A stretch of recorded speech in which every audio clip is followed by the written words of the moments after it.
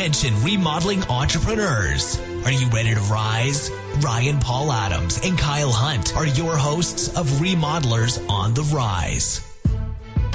A weekly podcast where they interview today's most inspiring entrepreneurs from the remodeling world who share their journey and empower you to become the next remodeler on the rise.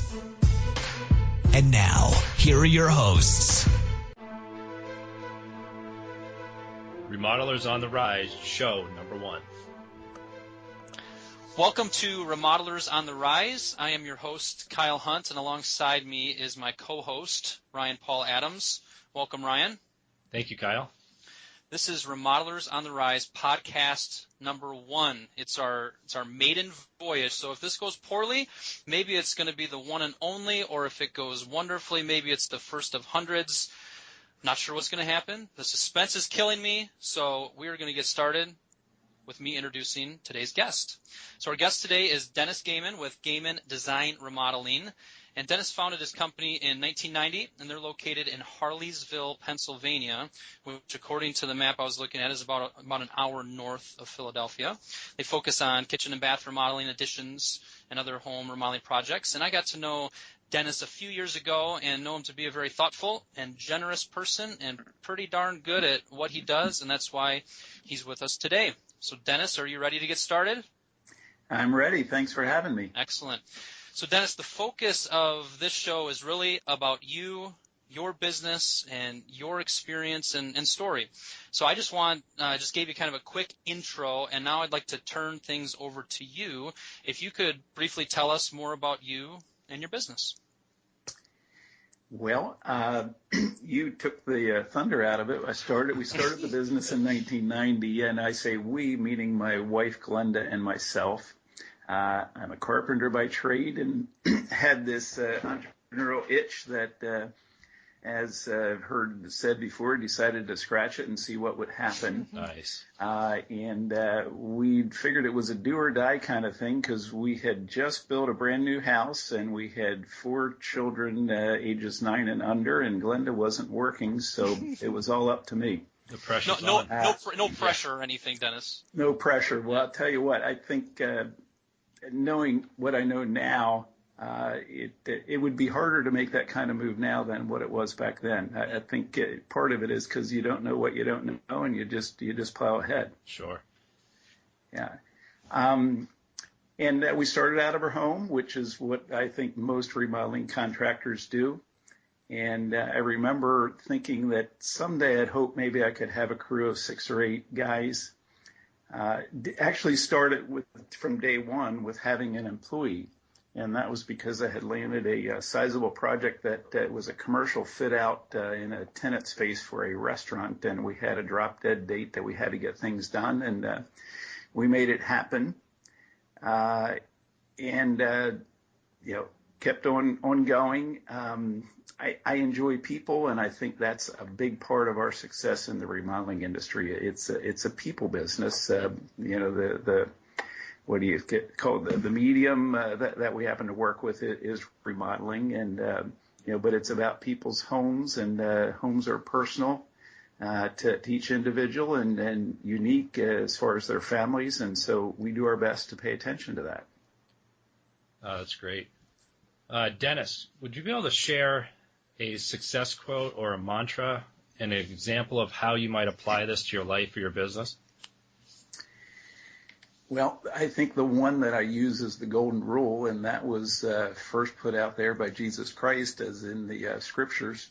I've also heard Zig Ziglar, who many people know as a salesman and a trainer, and he always said that if you help people get what they want, what they need, then things will take care of themselves for you. So true. And, yep. So and part of that is setting selfishness aside, which we all tend to be selfish in our own way. But right. It's also trusting that things will work out, because there are certainly times when cash flow is not the way it should be, and there's not a whole lot of work ahead, and then it's real easy to try to get greedy. But in the long run, it doesn't pay. Got to have some faith, right? Yeah, exactly. Yeah. No doubt. You're telling me that this remodeling business is a roller coaster? No way. Yeah, unfortunately, and sometimes you get some real highs and other times lows. Yeah. We're working at trying to smooth things out, and we thought we had it down pretty well before the economic downturn, but the last 5 years or so created some of those challenges again. Yeah. Well, speaking of lows, right? Something we want to kind of move the interview into is not to harp on the lows too much, but it's good to kind of talk about failure a little bit, right? I think we've all kind of experienced failure in our business and our business journeys. Can you share a story, kind of from your journey, of a time where you encountered failure? And if you could kind of take us to that time in your life and tell us that story, maybe share some lessons you learned from it. Well, the first one that I think of goes back to that restaurant fit out that we did. It was the project that gave me the courage to quit my day job and launch out full time as a remodeling contractor. But in the end, they stuck us for $29,000. Oh, no. Which in the beginning, that was big change. It still is. That's not pocket change to me. Yeah. So part of it was, learning how to deal with that, how to be able to move on. And part of it is forgive and forget, but then, sort of pick up the pieces. It's also probably the biggest lesson that I learned from that, and the reason why we focus on residential remodeling is that people do not stick their friends for money. And when we're working in people's homes, we're making great friends with them. And I don't say that in a self-serving way. It's, we're there day by day, and we have this interaction. So it's not all about money. And for us, we try to do our best to sort out not only the tire kickers, but the people that maybe they're in it for selfish reasons, and try to go for a win-win. Yeah. When you say it's not about the money, it makes me think several times every year it seems to pop up for me in my business where, we can get so focused on, well, what's my revenue this month? Number one, do I have enough to cover the bills? Do I have enough to invest in this and do that? And when our mindset is focused on the money side instead of the helping people side, it can do damage to how we approach people, how we're helping Absolutely. people. You're right on. When I'm really in the groove, and you guys are probably similar, when I'm really in the groove in my business is when I'm not worried about the money, even if there's money worries to be had. Right. When I'm not worried about it and I'm focused on just helping the people that are in front of me, that are investing with me, or that, in your case, Dennis, that have invested in your company to help with the remodeling. I don't know if you agree with that, but when you said, it can't be focused on the money, that really hit me. Yeah, totally agree. And that's the kind of thing that I'm talking about. And, so thankfully we hardly have any issue with collections. Excellent. Oh, that's great.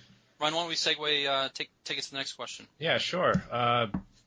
We'll talk about that aha moment, in your life or your business where you had that moment.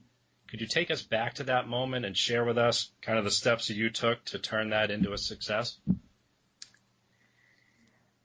What I think of goes back to 1992. We started our business in the fall of 1990, so right about 2 years in.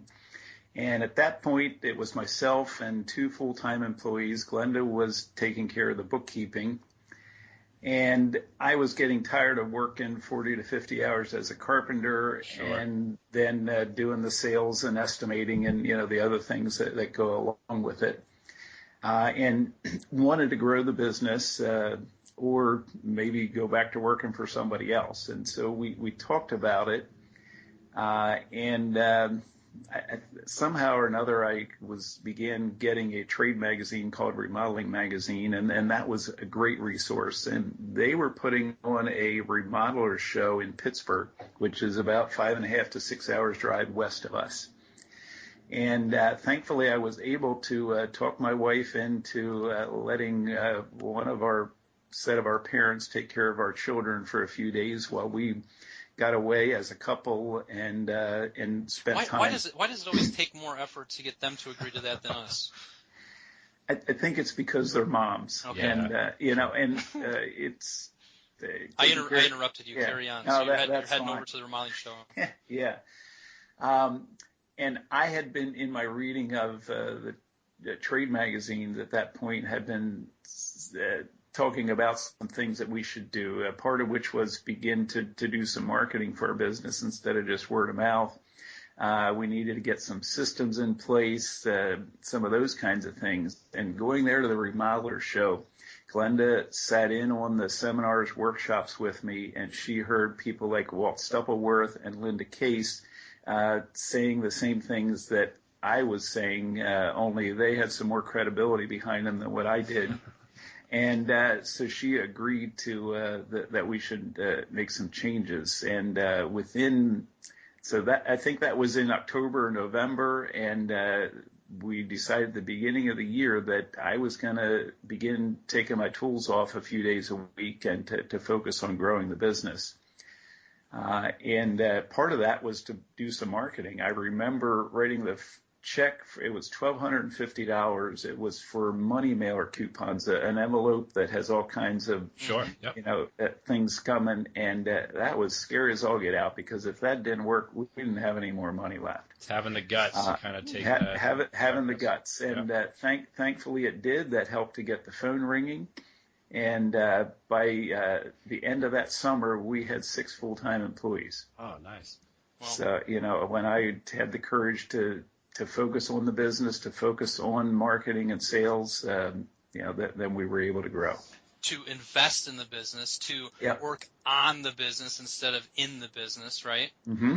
And I think just because this is our maiden podcast, I think it's kind of a good time to interject this, where where you were at back in the early 90s, and you just described that, there's a lot of remodelers that might be listening to this that are in that exact same spot. Exactly. That's right. And I talk to them every day. Yeah, and that's what I heard there was working on the business and in the business. What I heard there is you can't be afraid to invest in the business. Right. You can't sit back on your heels and think that everything's just going to come to you.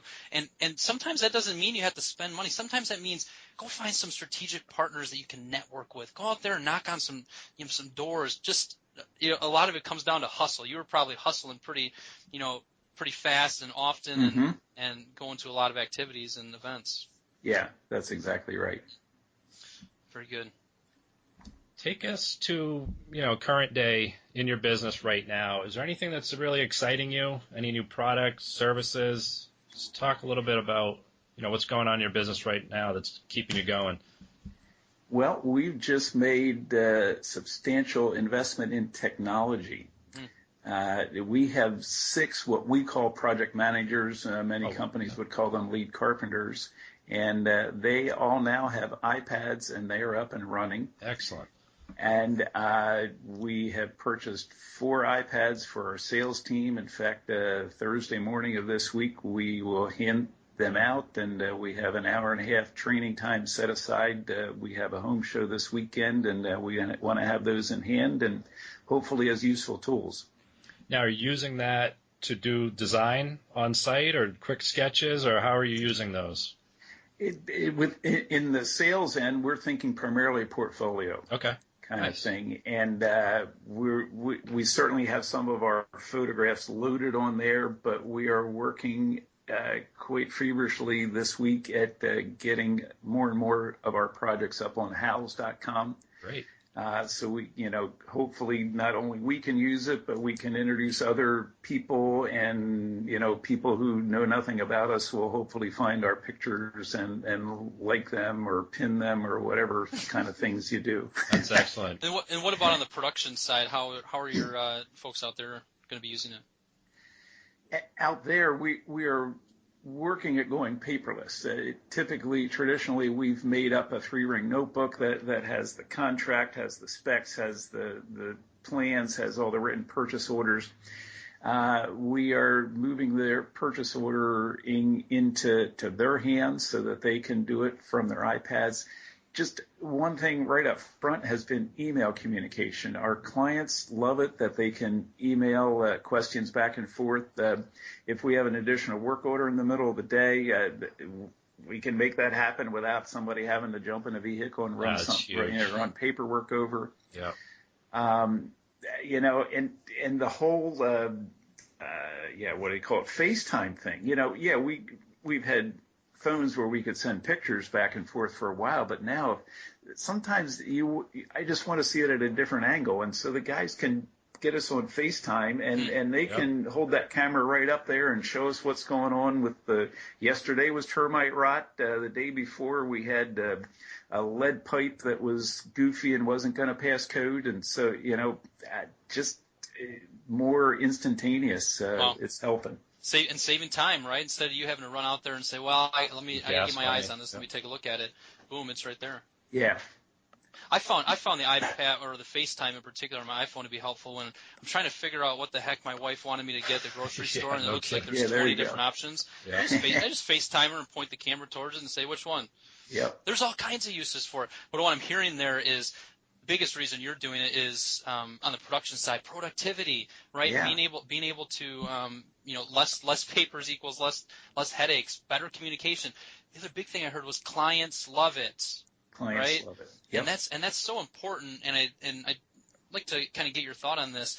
Something that I see as just being kind of the overriding thing of importance in our remodeling business is to give our clients a wonderful, a remarkable experience. How do you guys at Gehman provide that? What are some of the things that you see as being differentiators or things that really kind of put that experience that they have when they go with you guys over the top? Yeah, I really think it's our team that gets to work with them, or they get to work with. And a big part of our difference is that we very seldom use subcontractors. And so our project managers are on site day one of a project until it's finished. Total control. So we got total control. There's one person that's the key communicator.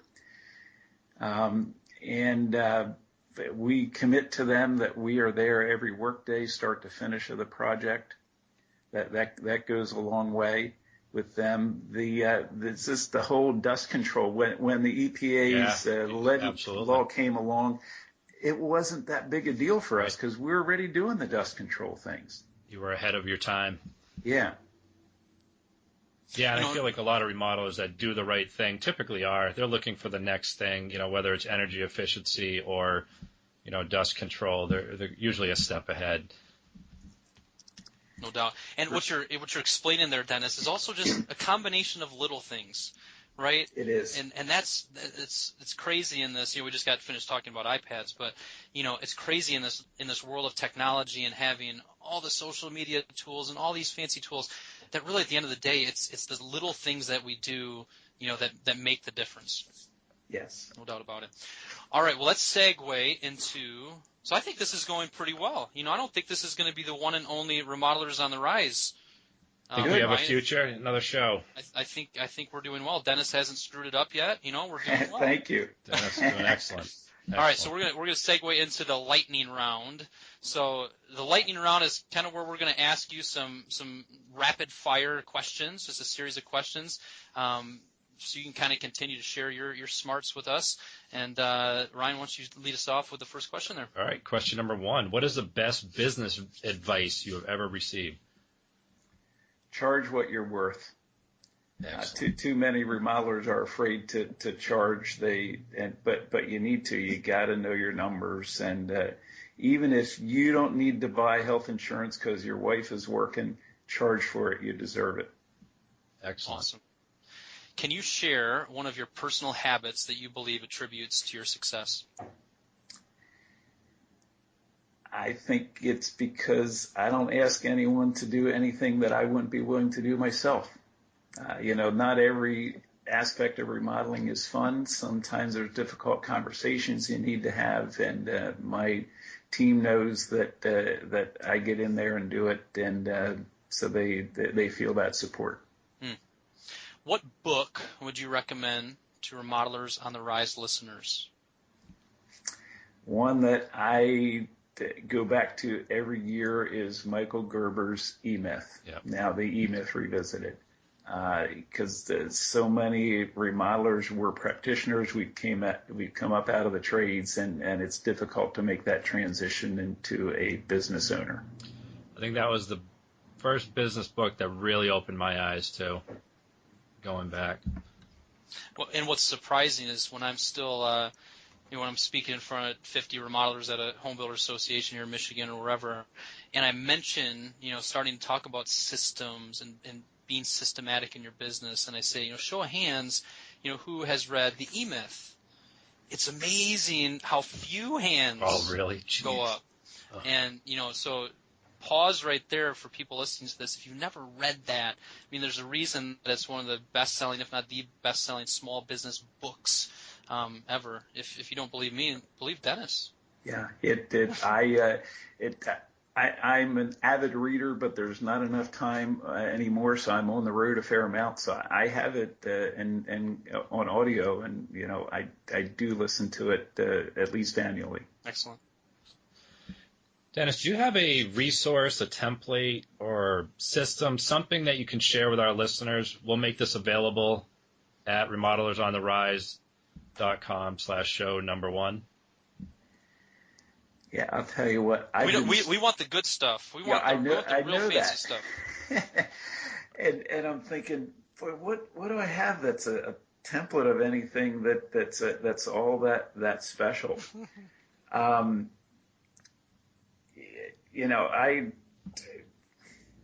really struggle with what it would be that could be that special. We have business plans and marketing plan and our contract template. I sort of think that's the one where when we were starting off, I appreciated the most of many other people sharing. Sure. And, so we pulled bits and pieces. So I think that's probably the best one that I have to offer. And then, tweak it for yourselves. It's not stealing, it's borrowing. And as you do that, it helps improve the industry for every one of us. You got That's it. That's excellent. We appreciate that. And all right, so here's one of the final questions, and it's kind of a long-winded question. It's a little bit of a doozy. It's a tough one, but I think you're gonna be able to nail it. So imagine, Dennis, that you woke up tomorrow morning and you were in the exact same business, but you knew no one, had no sales, and only $500 of startup money, and your life depended on you selling something in the next 7 days. That's a pretty strong statement. Mm-hmm. You still have all the experience and knowledge you currently have. Your food and shelter is taken care of. You don't have to worry about that. But all you have is a laptop and $500. What would you do in the next 7 days to survive and generate new business? And remember, your life depends on it. Mm-hmm. I would be on social media. You didn't say whether I have any friends on Facebook or LinkedIn and those kinds of things, but hopefully if I have all those other things, I would still have some of that. But the people that know me and what I can do, they may not need my services presently, but somebody's got to know somebody else. And good point. So it'd be social media, but it's also face to face. The old adage of people buy from people they like is so true, and face to face is important. So I think I would spend that money. I would not have lunch alone. I'd always have it with somebody who I can network with. If there's chamber meetings, NARI meetings, home builders meetings, I'd be there at them and making contacts. Let the world know what you do. Yeah. Excellent answer. That is great. Yep. Dennis, finally, where can people get a hold of you? Is there anything else that you might want to share today? Well, they can go to our website, which is www.gehmanremodeling.com. Gehman is spelled Gehman, gehmanremodeling.com. My email address is dennis@gehmanremodeling.com. And phone number is 215-513-0300. Excellent. And that second part, is there anything else that we didn't ask about or that you've thought of as we're going through? Anything else you care to share today? think it was Ryan mentioned that you got to have trust, and part of that it's faith in people. It's for me as a Christian, it's faith in God, and you can only do so much, and we can't control what other people do, but by and large, most people are good and they're not out to get you, and it's just everybody doing our part to help each other out, and thankfully things most often work out well. Wonderful. Well, thank you, Dennis, for coming on the show today. We really appreciate you sharing your story and your knowledge. Yeah, this was excellent. Excellent. Yeah. Thank you. You're welcome. And just a friendly reminder to all of our listeners, you can check out RemodellersOnTheRise.com. And if you could, I don't know if Ryan, if you want to beg and grovel, I'm just going to ask for it. You can take 2 minutes, and if you click through to our show on iTunes, you can leave a review and a rating on there. And the thing is, if the more reviews we get on iTunes, the better chance that other people like yourself can find the show. Thank you, gentlemen. Thank you very much, Dennis. I really appreciate it. Thank you, Kyle. You're welcome. Thank you, Ryan and Kyle. Remember, Remodelers on the Rise listeners, to head over to iTunes to like and review our show. You can also find today's interviews, full transcripts, and additional free resources at RemodellersOnTheRise.com. On behalf of Kyle and Ryan, thank you for listening, and we'll see you next week.